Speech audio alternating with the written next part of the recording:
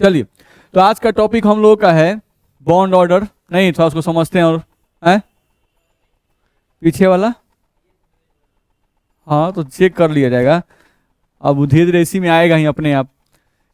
चलिए, bond order यानी कि आबंध कोटि। बॉन्ड ऑर्डर का हिंदी क्या होता है? आबंध कोटि। ठीक है, बॉन्ड ऑर्डर का फॉर्मूला दिया गया है 1/2 NB माइनस NA। ठीक है, 1/2 NB माइनस NA, जहां पर NB का मतलब लिखा हुआ है, NB मतलब नंबर ऑफ बॉन्डिंग इलेक्ट्रॉन्स। नहीं तो बॉन्डिंग इलेक्ट्रॉन किसे कहते हैं? जो BMO में एग्जिस्ट करता है, जो BMO में उपस्थित रहता है उसे बॉन्डिंग इलेक्ट्रॉन कहते हैं। बस में आ रहा है ना? और जो इलेक्ट्रॉन एंटी बॉन्डिंग में प्रेजेंट रहते हैं उनको क्या कहते हैं? Anti bonding electrons. ध्यान रखना है, ठीक है। तो ये बात याद रखिएगा, यहां पर हम लोग बोले अगर तो ये जो बॉन्डिंग इलेक्ट्रॉन्स हम लिखे हुए हैं, बॉन्डिंग इलेक्ट्रॉन्स, नहीं तो ये इलेक्ट्रॉन्स कहां रहते हैं? ये electrons BMO bonding molecular orbital BMO में उपस्थित, BMO में उपस्थित रहते हैं। बोलो दिक्कत है? नहीं। और ये जो एंटी बॉन्डिंग इलेक्ट्रॉन्स हम लोग लिख रहे हैं, ये एंटी बॉन्डिंग इलेक्ट्रॉन्स कहां रहते हैं? तो ये इलेक्ट्रॉन्स ABMO में उपस्थित रहते हैं, ABMO में उपस्थित रहते हैं। ध्यान रखना है, ये इलेक्ट्रॉन्स ABMO में उपस्थित रहते हैं, ध्यान रखना है, ठीक है। चलो, तो इतना हम लोग को ध्यान रखना है। तो अगर किसी भी दो एटम के बीच का बॉन्ड ऑर्डर निकालना है, कभी भी हम लोग को दो एटम के बीच का अगर बॉन्ड ऑर्डर निकालना है तो वो बॉन्ड ऑर्डर हम लोग कैसे निकालेंगे? इस फॉर्मूला से। तो बॉन्ड ऑर्डर का मतलब एक्चुअली होता है बॉन्ड की संख्या। हाँ सर, बोला जाए। हाँ, Na हो जाएगा, हाँ 0 हो जाएगा, बिल्कुल सही है। चलिए, यहां पर जब हम लोग बॉन्ड ऑर्डर बोले तो ये जो बॉन्ड ऑर्डर होता है इसका मतलब क्या होता है? बॉन्ड की संख्या, बॉन्ड की संख्या। और वो भी बॉन्ड की संख्या कितने परमाणुओं के बीच में? दो परमाणुओं के बीच में, दो परमाणुओं के, दो परमाणुओं के बीच में बॉन्ड की संख्या, ध्यान रखना है। तो दो परमाणुओं के बीच में अगर बॉन्ड की संख्या निकालनी है तो आप ये फॉर्मूला लगा दो, बॉन्ड ऑर्डर बराबर 1/2 NB माइनस NA। आप इस फॉर्मूला को लगा के दो परमाणुओं के बीच में बॉन्ड की संख्या को निकाल सकते हो। नहीं, जहां पर NB का मतलब बता दिए, number of bonding electrons. Bonding electrons किसको कहते हैं? तो ये इलेक्ट्रॉन्स बॉन्डिंग मॉलिक्यूलर ऑर्बिटल में उपस्थित रहते हैं। ध्यान रखना, BMO और ABMO पहले पढ़ लिए है ना, ठीक है। तो ये हम लोग को ध्यान रखना है। Na का मतलब number of anti bonding electrons. तो एंटी बॉन्डिंग इलेक्ट्रॉन किसे कहते हैं? जो एंटी बॉन्डिंग मॉलिक्यूलर ऑर्बिटल में प्रेजेंट रहते हैं उन्हें हम लोग एंटी बॉन्डिंग इलेक्ट्रॉन्स कहते हैं, ठीक है। चलो, अब क्या लिख रहा है कि बॉन्ड ऑर्डर कभी भी निगेटिव नहीं हो सकता है। बॉन्ड ऑर्डर जो है वो कभी भी निगेटिव नहीं होगा, ध्यान रखना है। क्योंकि बॉन्ड की संख्या है ना भाई, तो बॉन्ड की संख्या निगेटिव कैसे होगी? 0 हो सकती है, ध्यान रखना है, ठीक है। चलो, बॉन्ड ऑर्डर हमेशा या तो पॉजिटिव होगा, नहीं, या फ्रैक्शनल होगा, नहीं, या क्या होगा? या शून्य हो सकता है, या शून्य हो सकता है। यानी आपको कोई अणु दिया रहे, नहीं तो उस अणु के बॉन्ड ऑर्डर का मान 0 आ जाएगा, तो 0 आएगा तो वो अणु एग्जिस्ट नहीं करेगा, ध्यान रखना है। चलो, लिखा हुआ है यदि बॉन्ड ऑर्डर बराबर 0 तो वह अणु एग्जिस्ट नहीं करेगा, यानी कि वह अणु जो है प्रकृति में नहीं पाया जाएगा। जिस अणु के लिए बॉन्ड ऑर्डर का मान 0 आ जाए वह अणु प्रकृति में एग्जिस्ट नहीं करेगा। बोलो दिक्कत है? तो ये सिंपल बात है जिसको आपको ध्यान में रखना है। चलो, दूसरे पॉइंट पे आ जाए। तो ये सब चीज हम लोग पहले भी पढ़ चुके हैं। नहीं, जैसे हम बोल रहे हैं बॉन्ड एनर्जी, तो बॉन्ड एनर्जी का हिंदी क्या होगा? आबंध ऊर्जा। नहीं, बॉन्ड और एनर्जी का मतलब हुआ आबंध ऊर्जा। ये है आपका आबंध ऊर्जा। आबंध ऊर्जा का मतलब क्या होता है? आबंध तोड़ने के लिए प्रदान की गई ऊर्जा, नहीं को आबंध ऊर्जा कहते हैं। यहां पर अगर हम लोग बोलें तो इसको बोल सकते हैं कि आबंध तोड़ने के लिए प्रदान की गई ऊर्जा। आबंध तोड़ने के लिए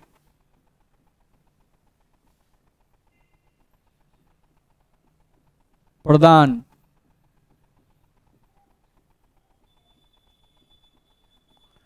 की गई ऊर्जा, आबंध तोड़ने के लिए प्रदान की गई जो ऊर्जा होती है वही क्या कहलाती है, आबंध ऊर्जा कहलाती है। ध्यान रखना है।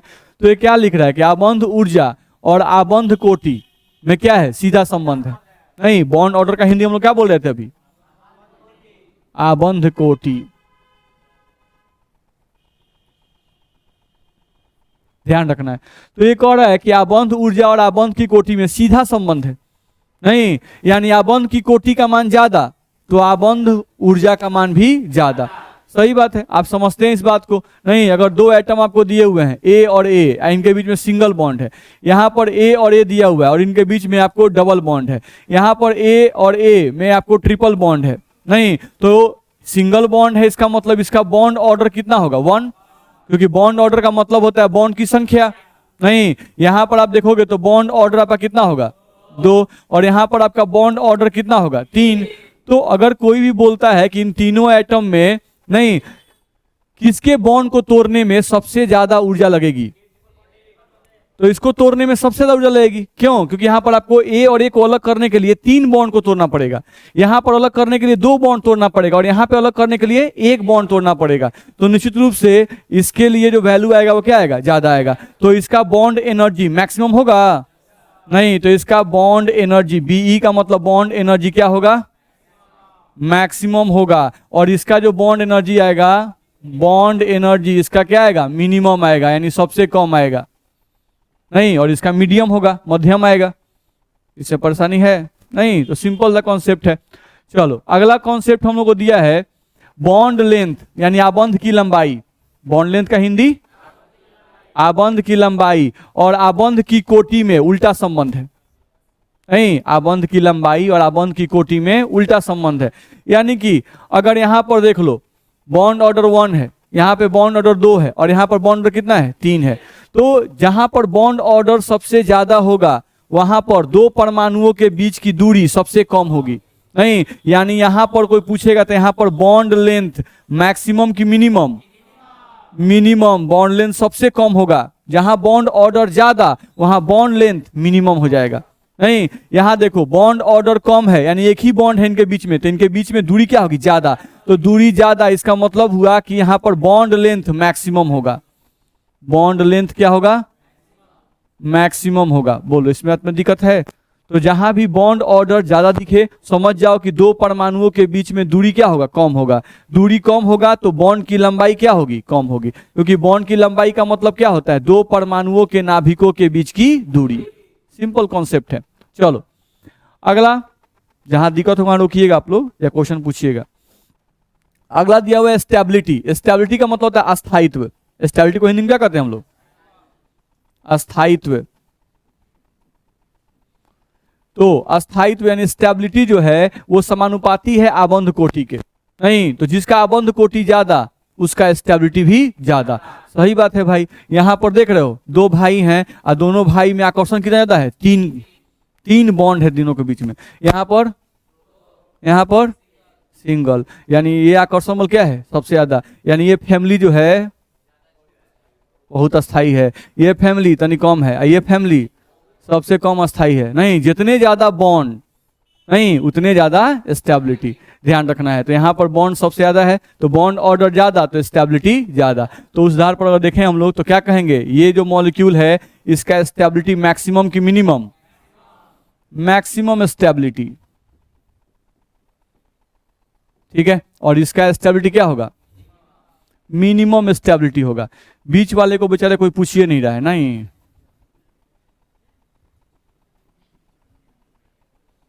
नहीं, मैक्सिमम और मिनिमम। बोलिए दिक्कत है किसी को, आगे बढ़ सकते हैं। हाँ बोलिए। हम्म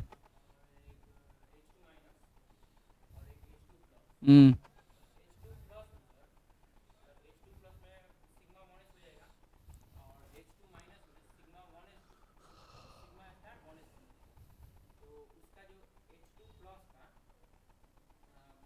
अरे उतना मेहनत नहीं करेंगे, निकाल लेंगे। बैठिए निकालते हैं, उसको निकाल लेते हैं, वो तुरंत आने ही वाला है। हाँ, उस सबका बॉन्ड और निकाल के उसका स्टेबिलिटी सब बॉन्ड और सब कंपेयर करना है। हाँ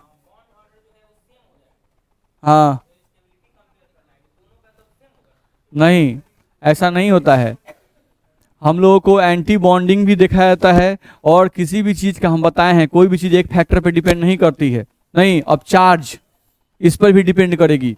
जो चार्ज आया इस चार्ज पर भी अब डिपेंड करने लगता है कि कौन सा आइटम, जैसे मान लो सोडियम है तो सोडियम प्लस लिख दिए और सोडियम माइनस लिख दिए, तो सोडियम प्लस स्टेबल के sodium minus stable, sodium plus stable, बस में रहता है। इस पे भी डिपेंड करता है, क्योंकि जो मेटल होते हैं वो पॉजिटिव चार्ज को पसंद करते हैं, और जो नॉन मेटल होते हैं वो निगेटिव चार्ज को पसंद करते हैं। बस में रहे, ठीक है। तो लेस इलेक्ट्रोनिगेटिव आइटम जो होते हैं, जो लेस इलेक्ट्रोनिगेटिव आइटम होते हैं, ध्यान रखना है, उन पर प्लस चार्ज ज्यादा स्टेबल होता है।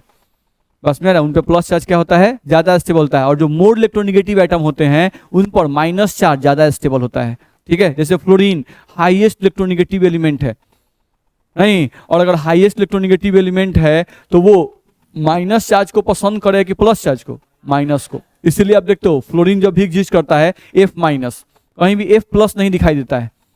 मेरी बात समझ आ रही है, ठीक है। तो जब भी आप H प्लस और H माइनस को कंपेयर करते हो तो मान लो दोनों का बॉन्ड और सेम आ गया, नहीं, तो उस केस में आपको थोड़ा बहुत इलेक्ट्रोपॉजिटिव इलेक्ट्रोनिगेटिविटी वाला फैक्ट ध्यान रखना पड़ेगा। हाइड्रोजन आवर्त सारणी में कहाँ रखा गया है, नहीं, ठीक है। तो यानी ये इलेक्ट्रोपॉजिटिव मेटल साथ रखा गया है, तो H पर प्लस ज्यादा स्टेबल होगा, H पर माइनस कम स्टेबल होगा। मेरी बात में आ रही है, ठीक है। तो ये चीज हम लोग का होता है, तो ये हम लोग को ध्यान रखना पड़ेगा। चलिए यहां पर ध्यान दें। अब यहां से क्या लिखा हुआ है, दिए गए अणुओं का बॉन्ड ऑर्डर तथा मैग्नेटिक मोमेंट ज्ञात करें। नहीं, बॉन्ड ऑर्डर तथा मैग्नेटिक मोमेंट क्या करना है, ज्ञात करना है। तो बॉन्ड ऑर्डर निकाल सकते हैं आप, नहीं, जैसे मान लो He2+ दिया हुआ है, इसका बॉन्ड ऑर्डर निकालना है, तो He2+ दिया हुआ है, पहले मान लो He2 का निकालते हैं, जो आप पहले भी निकाल चुके हो, दिया गया था ना।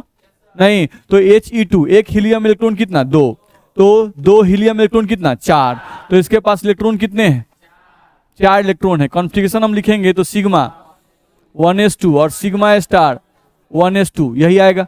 चलो अब इसका बॉन्ड ऑर्डर निकालोगे, तो बॉन्ड ऑर्डर का फॉर्मूला है 1/2 Nb माइनस Na, तो Nb कितना है, 2, बॉन्डिंग इलेक्ट्रॉन, Nb का मतलब क्या, बॉन्डिंग इलेक्ट्रॉन की संख्या, तो बॉन्डिंग इलेक्ट्रॉन बिना स्टार वाला, तो बिना स्टार वाला इलेक्ट्रॉन कहेगो 2 गो, minus number of anti bonding electron, तो स्टार वाला इलेक्ट्रॉन कहेगो 2 गो, लिख दिए, बराबर आ गया 0/2, वैल्यू क्या आ गया 0। तो He2 को अगर देखा जाए तो He2 का बॉन्ड ऑर्डर 0 आ गया, तो इसका मतलब हुआ, अभी बताया गया कि He2 not exist, He2 not exist, He2 प्रकृति में नहीं पाया जाएगा, ध्यान रखना है, He2 प्रकृति में नहीं पाया जाएगा। लेकिन अब देखते हैं He2+ का एग्जाम्पल दिया हुआ है। अगला एग्जाम्पल हमका दिया हुआ है He2, इस पे क्या दिया हुआ है, प्लस, नहीं, अब इसके पास इलेक्ट्रॉन कितना, 3 इलेक्ट्रॉन। कॉन्फ़िगरेशन इसका लिखेंगे तो सिग्मा 1s2 और सिग्मा स्टार 1s1 ऐसा आएगा। अब इसका बॉन्ड ऑर्डर हम निकाल सकते हैं, तो बॉन्ड ऑर्डर निकालेंगे तो 1/2 Nb माइनस Na, तो Nb का वैल्यू कितना है, 2, माइनस में कितना 1, तो यहाँ वैल्यू कितना आएगा 1/2, वैल्यू क्या आ गया 0.5। इसका मतलब हुआ कि आपको He दिया गया और आपको He+ दिया गया, इसमें आपका 0.5 बॉन्ड एग्जिस्ट करेगा, बस में रहा है, नहीं, 0.5 बॉन्ड यानी पार्शियल बॉन्ड इसमें एग्जिस्ट करेगा, ध्यान रखना है। तो He2 एग्जिस्ट करेगा कि नहीं करेगा, करेगा, ध्यान रखना है, He2+ एग्जिस्ट करेगा, He2 एग्जिस्ट नहीं करेगा, ठीक है। तो ये हम लोग को ध्यान में रखना पड़ेगा, कोई दिक्कत है इसमें, नहीं। तो इस तरह से आप निकाल सकते हो। जैसे मान लो इसमें हमको C2 का निकालना है, इसका भी आप निकालोगे तो बॉन्ड ऑर्डर 0 आया है ना Be2 का, तो वो भी एग्जिस्ट नहीं करेगा। तो ये सब मॉलिक्यूल दिए गए हैं, इन सब का बॉन्ड ऑर्डर आपको निकालना है, निकाल लेंगे, ठीक है। चलो जैसे एक C2 का चेक कर लेते हैं, आंशिक थोड़ा थोड़ा, बस मेरा नहीं, कैसे टीचर लोग पढ़ाते हैं तो बच्चों को थोड़ा थोड़ा समझ में आता है, तो हम लोग कहते हैं कि आंशिक समझ में आया, और अगर कंप्लीट समझ में आ गया तो हम लोग बोलते हैं कंप्लीट यानी पूर्ण समझ में आ गया। नहीं, तो एक होता है आंशिक, एक होता है पूर्ण। बस मेरा एक गिलास पानी दिया तनी मनी पी के रख दिए तो आंशिक पिए, आप पूरा गटक गए, और पूर्ण पी गए, संपूर्ण। चल ध्यान दिया जाए, हम लोगों को देखा जाए तो यहां से हम लोग को एक टर्म दिया गया था, मैग्नेटिक मोमेंट लिखा हुआ था, लिखा हुआ है ना, क्योंकि आपको जो क्वेश्चन दिया गया उससे मैग्नेटिक मोमेंट भी निकालना है। मैग्नेटिक मोमेंट, मैग्नेटिक मोमेंट को हिंदी में क्या कहते हैं? चुंबकीय आघूर्ण।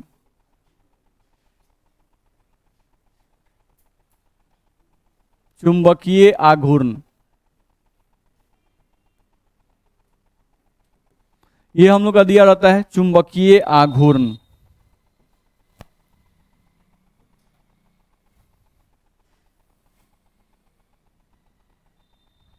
चलिए, तो मैग्नेटिक मोमेंट जो कि हम लोग पहले पढ़ चुके हैं, इसका फॉर्मूला क्या होता है? Mu is equals to root under n into n plus two B M, यह इसका फॉर्मूला होता है, ध्यान रखना है। जहां पर एन का मतलब अजोड़ा इलेक्ट्रॉन की संख्या होती है, एन बराबर क्या होता है? अजोड़ा इलेक्ट्रॉन की संख्या, यही होता है। नहीं, अब जैसे मान लो आप अभी देखे थे एग्जाम्पल, He2+ का एग्जाम्पल देखे थे ना, He2+, ये आप अभी देख रहे थे। नहीं, तो He2 पर एक प्लस था, अब इसका कॉन्फ़िगरेशन अभी आप लिखे हुए थे सिग्मा 1s2 और सिग्मा स्टार 1s1, ऐसा आप लिखे थे। तो एक तो समझ में आया कि इसका आप बॉन्ड ऑर्डर निकाले, तो जब इसका बॉन्ड ऑर्डर निकाले तो बॉन्ड ऑर्डर आपको आ गया 1/2 और यहाँ पे आ गया 2 - 1, जो कि वैल्यू कितना आ गया था? 1/2 यानी कि 0.5। एक तो आप ये निकाले थे। अब दूसरा चीज देखा जाए तो इसके पास अनपेयर्ड इलेक्ट्रॉन कितना है? एक है ना, ये तो पेयर्ड है। अगर अनपेयर्ड इलेक्ट्रॉन एक है तो बताओ ये पारामैग्नेटिक की डायमैग्नेटिक? ये पारामैग्नेटिक है, क्योंकि हम बताए थे जिसके पास अजोड़ा इलेक्ट्रॉन होता है वो चुंबक से आकर्षित होता है और वो क्या होता है? पारामैग्नेटिक। तो यहाँ पे अनपेयर्ड इलेक्ट्रॉन एक है तो ये क्या कहलाएगा? ये आपका पारामैग्नेटिक होगा, ध्यान रखना है। तो ये हो गया आपका पारामैग्नेटिक, ध्यान रखना है, जिसको आप हिंदी में क्या कहते हो? देखिए, अब हिंदी इंग्लिश थोड़ा दोनों यूज किया जाता है, क्योंकि आपको ध्यान रखिएगा। अब बिहार बोर्ड में कोई करेगा ना, अनुचुंबकीय नहीं लिखता है, पारामैग्नेटिक लिखता है, हिंदी में पारामैग्नेटिक लिख देगा, बस में आ रहा है। तो इसलिए दोनों को ध्यान रखिएगा।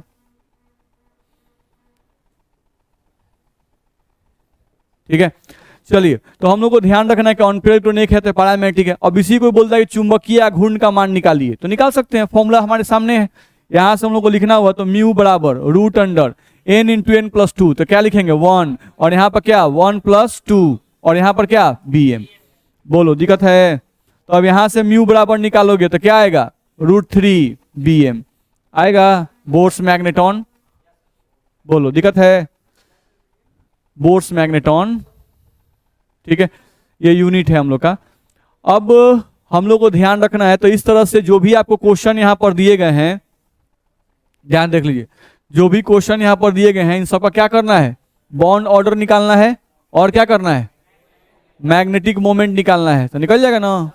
चलिए, अब दूसरे पॉइंट पे आइए। देखो, तो अगर आप ध्यान दो तो हम लोग को यहाँ पे C2 का एग्जाम्पल एक देखते हैं, नहीं, एक C2 का एग्जाम्पल हम देखते हैं जो कि इंपॉर्टेंट होता है आपका, इसलिए इसको हम लोग चूज करके बताते हैं, ध्यान रखना है। अगर C2 में देखा जाए तो C2 में इलेक्ट्रॉन कितने? 12 इलेक्ट्रॉन होते हैं। नहीं, किसी से पूछते हैं इसका कॉन्फ़िगरेशन, बोलिए सर, आप बताइए तो इसका कॉन्फ़िगरेशन लिखवाइए। Sigma 1s2, sigma star 1s2, sigma 2s2, sigma star 2s2, बोलिए आगे।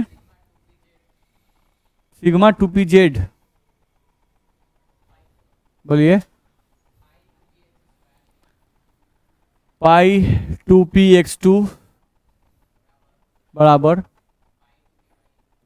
पाई 2py, बोलिए, स्क्वायर, लिख दिए। अब बोलिए,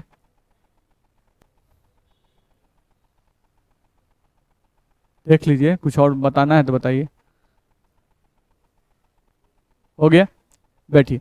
देखा जाए 2 2 4 2 6 2 8 2 10 और 2 12 भरने थे, 12 भर दिए, कोई दिक्कत नहीं है। चलो, अब हम लोग को ध्यान यहाँ पे रखना है, हम बताए थे कि 2 गो एंटी बॉन्डिंग का इलेक्ट्रॉन, और दो गो बॉन्डिंग का इलेक्ट्रॉन एक दूसरे के प्रभाव को खत्म कर देते हैं। बताया गया था नहीं? तो यहाँ पर तुम देखो तो ये सिग्मा 1s2 और यहाँ पर सिग्मा स्टार 1s2, इसमें भी दूगो इसमें भी दूगो, तो इसका प्रभाव ये खत्म कर देगा कि नहीं करेगा? ये करेगा। चलो क्या बच गया? पाई 2px2। तो दो इलेक्ट्रॉन का मतलब कई गो बॉन्ड? एक बॉन्ड। यहां भी कई गो इलेक्ट्रॉन है? तो बॉन्ड कई गो? एक बॉन्ड। अच्छा ध्यान से देखो ये बॉन्ड कौन सा है? ये बॉन्ड कौन सा है? चलो C2 का मतलब हो गया कार्बन, कार्बन में डबल बॉन्ड, और ये बॉन्ड भी पाई बॉन्ड और ये बॉन्ड भी पाई बॉन्ड। नहीं कैसे हो सकता है क्या? ऐसा ही होता ही है, ध्यान रखना है। ठीक है तो हम लोग को ध्यान रखना है, ध्यान सुनिए। यहां से हम लोग को 2017 में आपके बोर्ड एग्जाम में पूछा भी कि C2 में उपस्थित दोनों जो बॉन्ड होते हैं वो कौन से बॉन्ड होते हैं? नहीं तो C2 में जनरली एक सिग्मा एक पाई, नहीं दोनों सिग्मा दोनों पाई, ये ऑप्शन दिया गया था। नहीं तो आंसर क्या होगा? दोनों पाई। ध्यान रखना एक सिग्मा एक पाई नहीं। ठीक है हम नहीं बताएं, हम कुछ भी नहीं बताते हैं, ये VBT बताया था। मनीष सर कुछ नहीं बताते हैं, मनीष सर सिर्फ वही बताते हैं जो बुक में लिखा रहता है। नहीं हम तो बुक में जो लिखा है वही ना बताएंगे भाई। आप सुनिए, आप जानिए VBT यहाँ पे क्या होता है? गलत हो जाता है। यानी C2 केस में VBT क्या होता है? गलत हो जाता है। बाकी किसी केस में गलत नहीं होता है, सिर्फ एक ही एक्सेप्शन है। हाँ ऐसे कैसे हो पाएगा? ध्यान रखना है। तो यहाँ पे हम लोग को ध्यान रखना है कि C2 में दोनों ही बॉन्ड क्या होते हैं? पाई बॉन्ड होते हैं। ध्यान रखना है, तो ये बात याद रहे।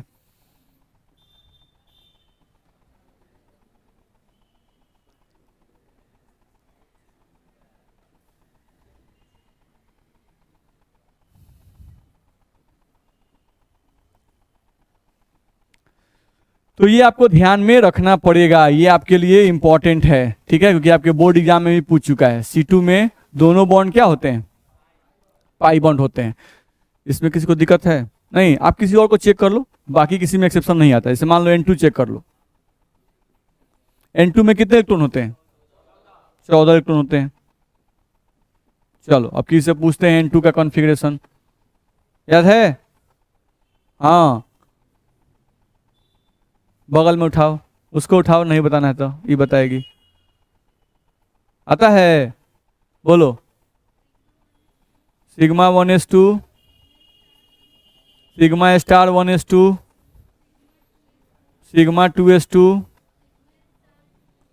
Sigma star 2s2, pi 2px, बोलो 2px2, पाई 2py, बोलो जल्दी है। हाँ 2, आगे बोलो, बोलो सिग्मा 2pz2, यही ना? देख लो हो गया कि और भरना है? हो गया, बैठो देख लिया जाए। तो 2 2 4 2 6 2 8 2 10 2 12 और 2 14, बिल्कुल सिंपल है, ध्यान रखना है। चलो कैंसिल करें। अब देखिए ये कैंसिल हम समझाने के लिए करते हैं, बुक में से कैंसिल नहीं करता है। बस मेरा वैसा नहीं कि आप भी लगिएगा एकदम धक्का धक्का काटने, नहीं ये समझाने के लिए हम करते हैं। ठीक है जैसे यहाँ पर भी आप बॉन्ड निकाल के चेक कर सकते थे। बॉन्ड का फॉर्मूला क्या था C2 केस में? 1/2 NB माइनस Na। तो चलो पहले NB का मतलब बिना स्टार वालों को पहले गिन लो, बिना स्टार वाले इलेक्ट्रॉन गिन लो। 2 2 4 2 6 और 2 8। स्टार वाले गिनो, 2 और 2 4। यहां पे कितना आ गया? 2, यानी बॉन्ड ऑर्डर 2 आ गया, यानी कि C2 में बॉन्ड कई गो होगा? 2 गो। नहीं तो ये जो फॉर्मूला है ये सिर्फ बॉन्ड की संख्या बताएगा, ये नहीं बताएगा क्या नेचर है बॉन्ड का। नेचर ऑफ बॉन्ड जानने के लिए आपको कॉन्फ़िगरेशन लिखना पड़ेगा, क्रॉस करना पड़ेगा, तब पता चलेगा कि नेचर ऑफ बॉन्ड क्या है।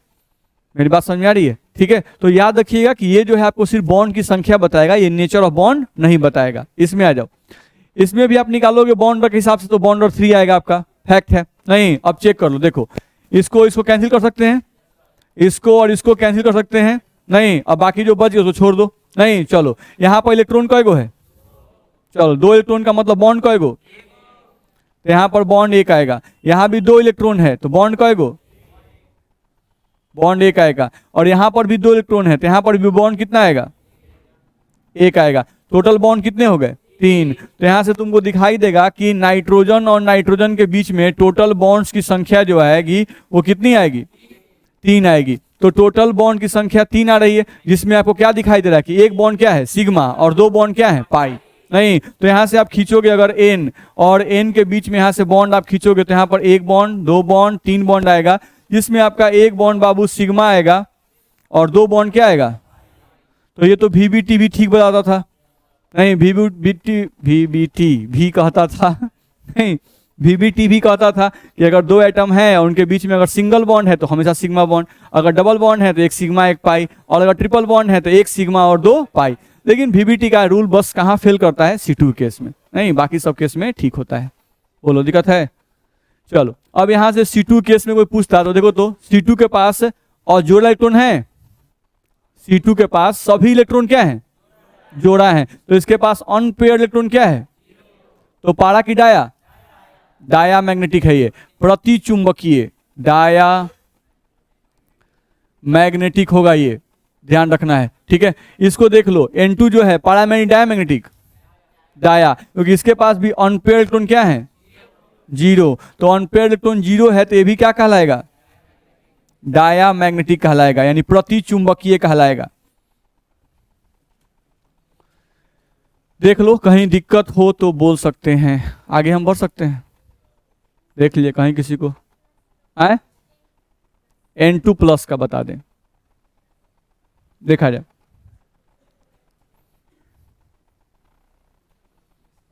N2 प्लस, अब अगर N2 प्लस का हम लोग लिखते हैं तो देखो तो N2 प्लस का इलेक्ट्रॉन कितना होगा, 13 इलेक्ट्रॉन होगा। N2 प्लस में आपके पास 13 इलेक्ट्रॉन है और 13 इलेक्ट्रॉन को हम लोग को भरना है, नहीं तो भर सकते हैं, बोलिए sir. Sigma 1s2, sigma star 1s2, sigma 2s2, sigma star 2s2, pi 2px equal to नहीं,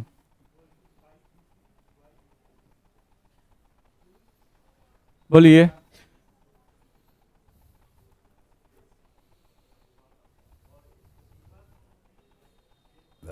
सिग्मा 2pz1, सही है, यही तो करना है, कहाँ दिक्कत है इसमें। उसके बाद क्या, बॉन्ड ऑर्डर, बॉन्ड ऑर्डर निकालेंगे 1/2 Nb माइनस Na निकालते। चलो बॉन्डिंग इलेक्ट्रॉन बिना स्टार वाला 2, 2 4, 2 6, 2 8 और 1 9, 9 माइनस 2 और 2 4, 2.5, यानी कि अगर N2 प्लस हम लिखते हैं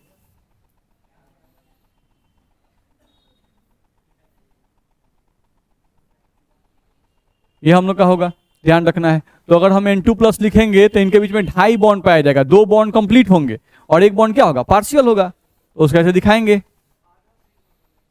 है, हाँ आधा बना। बोलो दिक्कत है इसमें है, कौन,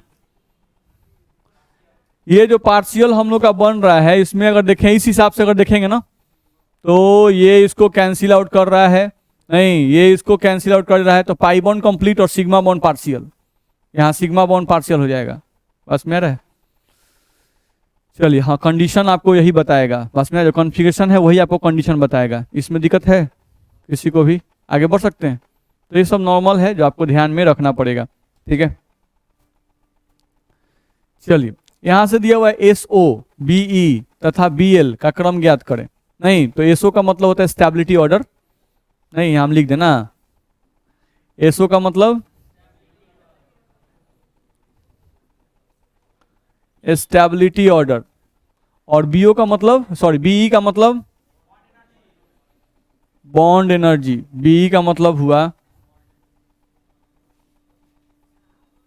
बॉन्ड एनर्जी, और Bl का मतलब हुआ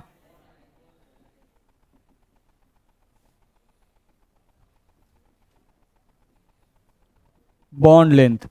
नहीं, इस सबका हिंदी समझ में आता है? स्टेबिलिटी ऑर्डर यानी अस्थायित्व का क्रम, आबंध ऊर्जा, आबंध की लंबाई। ठीक है, ध्यान रखना है। चलो तो निकाल के हमको बताओ। पहला बताना है सिर्फ आपको N2 N2 प्लस N2 पर 2 माइनस। नहीं, इसका आपको बताना है स्टेबिलिटी ऑर्डर इन तीनों का। ठीक है, फिर आपको बताना है बॉन्ड एनर्जी का क्रम और बॉन्ड लेंथ का क्रम आपको बताना है। बनाइए।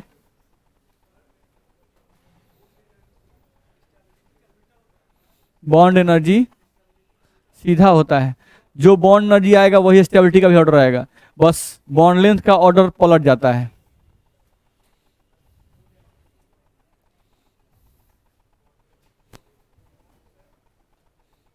और लोगों को बना लेने दीजिए।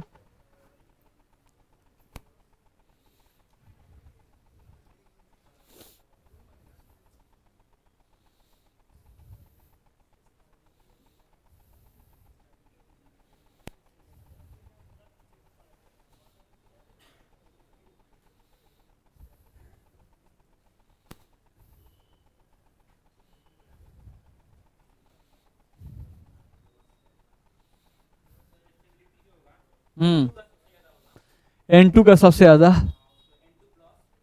लिख देते हैं ना यहाँ पर। N2 का स्टेबिलिटी सबसे ज्यादा, आप एसओ बता रहे हैं, तब N2 प्लस और तब N2 माइनस, यही ना? बैठिए, ये ठीक है ऑर्डर, यही सबका है।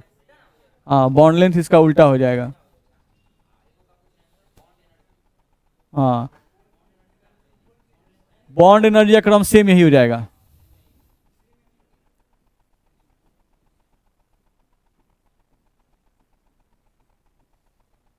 और बॉन्ड लेंथ का ऑर्डर वो क्या होगा?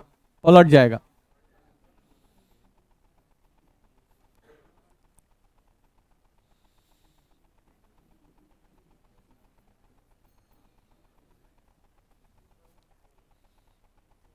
यही ऑर्डर आना चाहिए।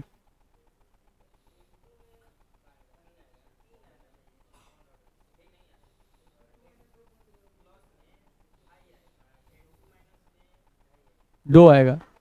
N2 पर 2 माइनस है, N2 पर 2 माइनस है, तो बॉन्ड ऑर्डर आप लोगों को क्या करना है सबका, जब कॉन्फ़िगरेशन आप लिखे होंगे तो ध्यान रखिएगा। हम यहाँ पे लिखते हैं, देखो N2 लिखेंगे, नहीं तो N2 में जब आप निकालोगे bond order 1/2 NB minus NA से, तो आपको बॉन्ड ऑर्डर कितना आएगा? 3 आएगा इससे बॉन्ड ऑर्डर। इसका मतलब हुआ कि N और N में यहाँ कितना बॉन्ड होगा? Triple bond.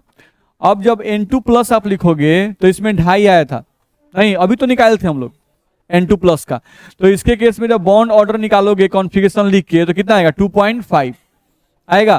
तो यहाँ पर N और यहाँ पे लिखोगे N, अब यहाँ पे क्या लिखोगे? डबल बॉन्ड, और यहाँ पर N पर प्लस 1 पर डाल दिए तो यहाँ बॉन्ड कितना आएगा? पार्शियल आएगा। अब यहाँ N2 पर 2 माइनस है, N2 पर 2 माइनस, जब इसका कॉन्फ़िगरेशन लिख के तुम बॉन्ड ऑर्डर निकालोगे तो बॉन्ड ऑर्डर तुमको 2 आएगा।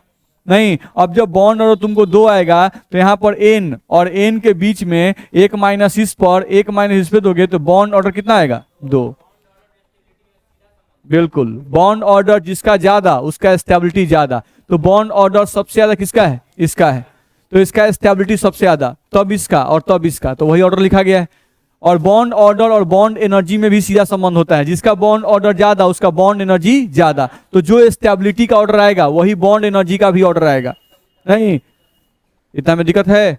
फिर आता है बॉन्ड लेंथ की बारी। तो बॉन्ड लेंथ का मतलब होता है कि जिसके पास बॉन्ड ज्यादा होगा उसका बॉन्ड लेंथ छोटा होगा, तो इसका बॉन्ड लेंथ छोटा होगा, इसका बॉन्ड लेंथ उससे बड़ा होगा, इसका बॉन्ड लेंथ सबसे बड़ा होगा।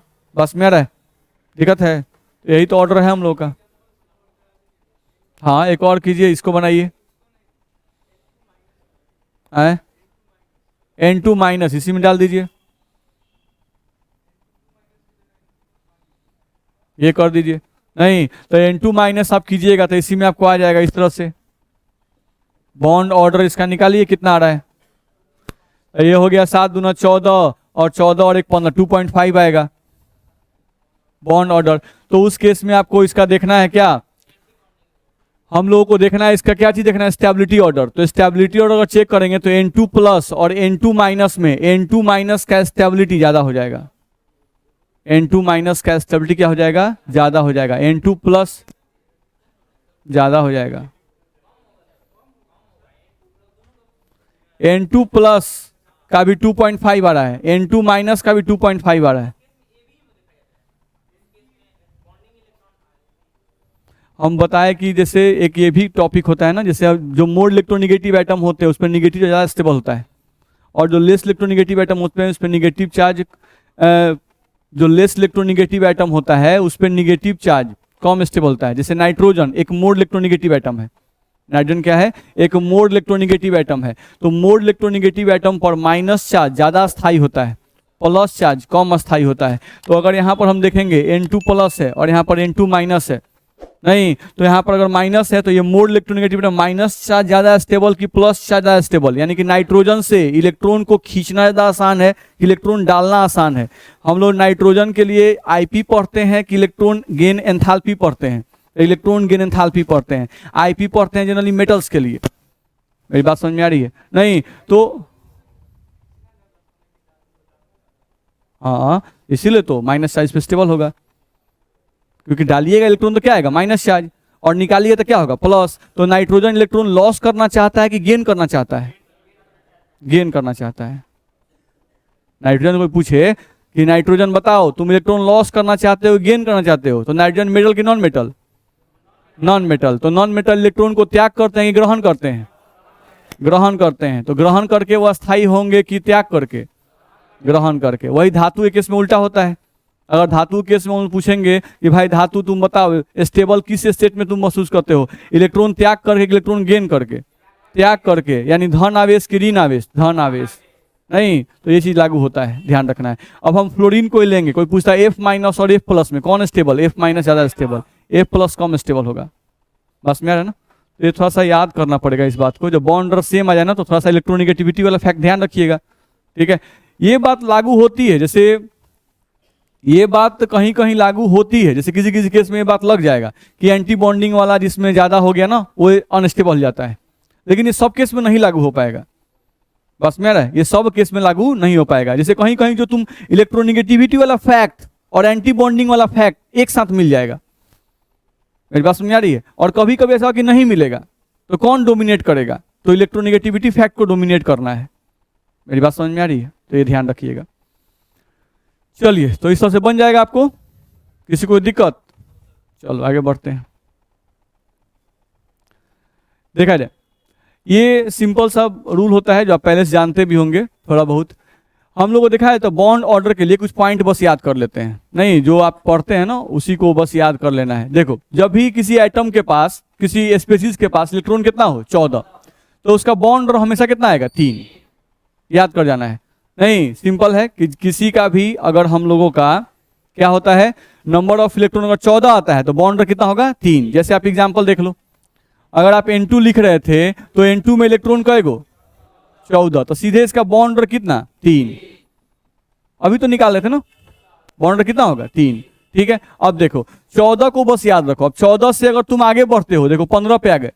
अगर किसी स्पेसीज के पास इलेक्ट्रॉन कितना आ गया 15, जैसे ये वाला तुमको आया था अभी N2 पर माइनस, तो क्या करना है ना कि 3 से 0.5 घटाते जाना है। क्या करना है, 0.5 घटाते जाना है। नहीं सिंपल कॉन्सेप्ट है, देख लो। अब अगर किसी के पास इलेक्ट्रॉन 15 आ गया तो कितना हो जाएगा 2.5। तो अभी तुम निकाले थे इसके पास N2 माइनस और 7 9 14 1 15 इलेक्ट्रॉन इसके पास होता है, और इसका बॉन्ड ऑर्डर कितना आता है 2.5। नहीं, अगर किसी के पास 16 इलेक्ट्रॉन आ गया, कितना आ गया 16 इलेक्ट्रॉन, जैसे अभी तुम निकाले थे N2 पर 2 माइनस, इसके पास इलेक्ट्रॉन कएगो, और इसका बॉन्ड अभी निकाले थे तुम 2 आया था कि नहीं आया था? नहीं, तो हम लोग इसको याद कर रहे। अच्छा भाई 14 याद कर लिए, नहीं कि जिसके पास 14 इलेक्ट्रॉन होगा, 14 इलेक्ट्रॉन उसके पास बॉन्ड कितना 3। अब 14 से अगर बढ़ाएंगे एक एक करके तो बॉन्ड ऑर्डर 0.5 0.5 0.5 घटता जाएगा। अगर 14 से हम इधर भी आएंगे तभी बॉन्ड ऑर्डर 0.5 0.5 घटता जाएगा, यानी कि 13 हो जाए, 12 हो जाए, नहीं तो अभी देख लो 0.5 से घट रहा है। अगर 14 है 13 हो गया तो बॉन्ड इसका 3 है तो 3 से 0.5 घटा दो, कितना 2.5। अगर 12 हो गया तो 2.5 से 0.5 घटा दो, कितना आ गया 2। 12 से 11 हो गया तो 0.5 और घटा दो, कितना आ गया 1.5। तो इस तरह से आप डायरेक्टली भी याद कर सकते हो, आपको कॉन्फ़िगरेशन लिखने की जरूरत नहीं पड़ेगी। नहीं, सीधे आप वो बोल दिया कि भाई O2 दिया हुआ है, O2 का बॉन्ड ऑर्डर बताओ। नहीं तो हम सीधे बोलेंगे अच्छा 8 दूना 16 इलेक्ट्रॉन, नहीं तो 16 इलेक्ट्रॉन के लिए बॉन्ड ऑर्डर कितना 2, सीधे निकाल लेंगे। ध्यान रखना है, कोई हमको बोल दिया कि O2 प्लस दिया हुआ है, O2 पर प्लस दिया हुआ है, तो इसका मतलब कितना, हम लोगों का बॉन्ड ऑर्डर कितना होगा इसका, इसमें इलेक्ट्रॉन कितना 15, नहीं तो कितना लिखेंगे 2.5, 14 से 1 बढ़ गया, दिक्कत है नहीं, इस तरह से निकाल सकते हैं। तो निकालने में दिक्कत है तो डायरेक्टली हम लोग निकाल सकते हैं। तो देखा जाए Li प्लस नहीं, Li2 मॉलिक्यूल बोलना है, एटम नहीं बोलना है बस मेरा है, हम लोग को मॉलिक्यूल बोलना है, मॉलिक्यूलर आयन बोलना है, बस मेरा है ना। एटम और एटॉमिक आयन नहीं यूज करना है क्योंकि उनके लिए तो हम अलग कॉन्फ्यूजन पढ़ते हैं, इनके लिए अलग रूल है, ठीक है। तो ये याद रहेगा। काची H2 का अब छोटा छोटा का याद करेंगे, नहीं अब इनका कहने का मतलब है सर में बताइए तो अब जिसके पास नहीं, अब ये जो है हम लोग का 20 तक गया, इधर कहां तक आया 10 तक आया, अब उसके 10 के पहले वाले का निकाल लेंगे। ध्यान है 100 पर आप चाहते हैं ना कि 100 पर ट्रिक लग जाए, नहीं एकदम सब कुछ नहीं। जैसे हम लोग क्रैश कोर्स पढ़ा रहे थे, नहीं क्रैश कोर्स पढ़ाते हैं ऑनलाइन, तो सोचो अब जैसे केमिकल काइनेटिक्स पढ़ाए तो केमिकल काइनेटिक्स को हम वीडियो बना के पढ़ाए हैं तो वीडियो काउंट होता है, तो काउंट हुआ तो उसमें 32 वीडियो में केमिकल काइनेटिक्स कंप्लीट हुआ, ठीक है। और अभी क्रैश कोर्स से पढ़ा रहे हैं, नहीं और अभी भी सारा टॉपिक पढ़ा दे रहे हैं, नहीं और मात्र 3 वीडियो में पूरा केमिकल काइनेटिक्स खत्म कर दिए, बस मेरा, और 1 वीडियो में पूरा उसका ऑब्जेक्टिव सब्जेक्टिव क्वेश्चन खत्म कर दिए, नहीं कल ऑब्जेक्टिव चल रहा था। तो अब सोचिए आश्चर्य का बात यह है कि 32 वीडियो में आपको समझ में नहीं आ रहा है, नहीं 3 वीडियो में सर गजब समझ में आ रहा है, नहीं तो आश्चर्यजनक बात नहीं है, जिस समय ढंग से पढ़ना चाहिए उसे पढ़ते नहीं है, नहीं आप एकदम पूरा कॉन्शस हुए बैठे हैं, तो थोड़ा सा पहले से ही कॉन्शस रहेंगे ना तो ज्यादा फायदा करता है। तो ये ट्रिक है, तो ये ट्रिक यहां से 20 तक गया, 14 से 20 तक और 10 तक गया, नहीं उसके बाद वाले का निकाल लेंगे, नहीं याद रहेगा। चलिए आगे बढ़े हम लोग, तो इसका आप लोग निकाल लेंगे और जो क्वेश्चन दिए गए हैं वो सब बना लेंगे। अब देखो ये भी आपको पहले से हम बता चुके हैं, trick for finding magnetic behaviour. Magnetic behaviour यानी कौन सा परमाणु कौन सा अणु जो है या कौन सा आयन जो है वो चुंबकीय है और कौन सा अनुचुंबकीय है। मॉलिक्यूल के केस में, मॉलिक्यूलर आयन के केस में हम कैसे निकालेंगे, नहीं तो इसमें हम लोग को बताया, क्या बता रहा है कि जिन स्पेसीज के पास इलेक्ट्रॉन की संख्या क्या हो, ऑड नंबर में हो, ध्यान रखना है, वे हमेशा अनुचुंबकीय होते हैं, वो हमेशा क्या होते हैं, अनुचुंबकीय होते हैं, ठीक है। जिनके पास ऑड नंबर में इलेक्ट्रॉन्स हो, किसमें हो, ऑड नंबर, तो ऑड नंबर वही 1 3 5 7 जो आप बोलते हो, नहीं उसको ध्यान रखना है।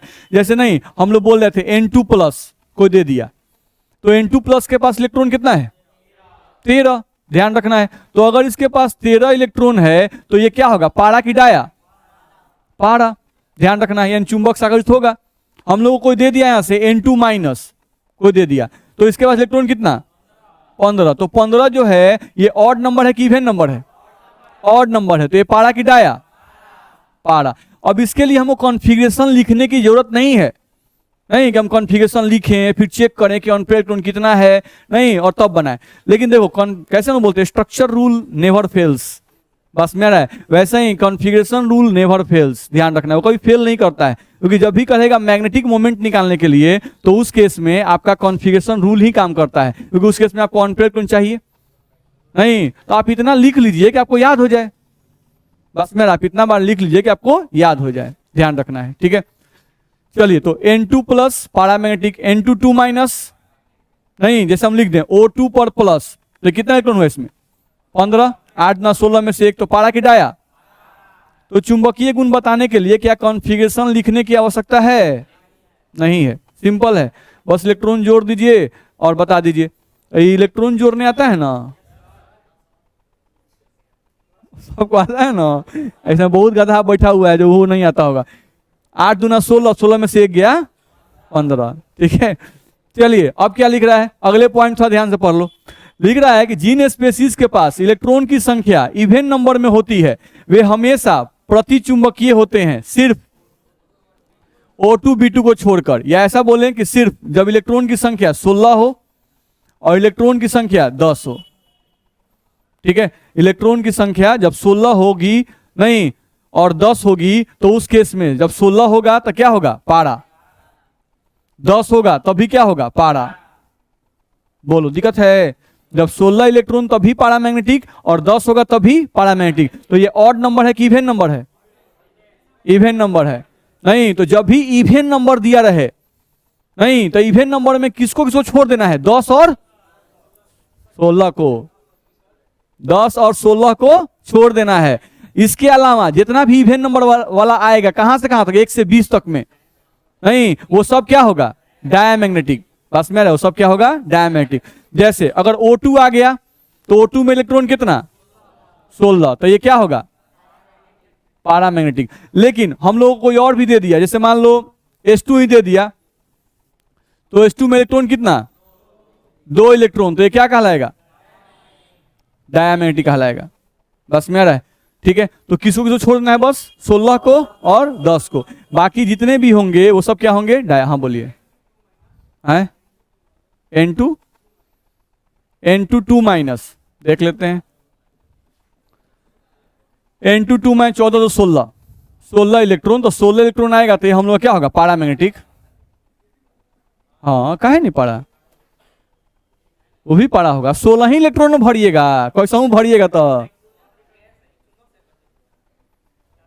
काहे डाया होगा। हाँ तो कॉन्फ़िगरेशन लिखिएगा तो,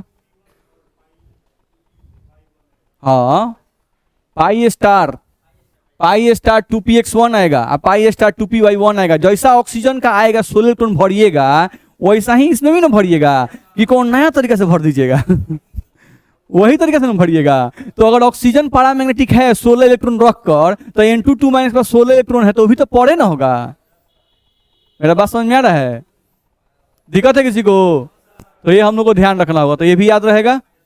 नहीं तो ये सब पूछा जाएगा, नहीं ये सब जो है इनसे आपके एग्जाम में भी क्वेश्चन आता है। आपको मॉलिक्यूल स्पेसिस दे दिया जाता है, डायरेक्टली पूछ देता है कि भाई बताओ ये मॉलिक्यूल पैरामैग्नेटिक है कि डायमैग्नेटिक है। नहीं तो इसके लिए आपको कॉन्फ़िगरेशन लिखने की जरूरत नहीं है। अगर ऑब्जेक्टिव क्वेश्चन है तो बस कॉन्सेप्ट लगाओ, बता दो, आसानी से आंसर नहीं हो जाएगा। दिक्कत है? चलिए तो आज के लिए इतना ही। इसमें और कुछ था क्या? अच्छा अगले क्लास में देखेंगे।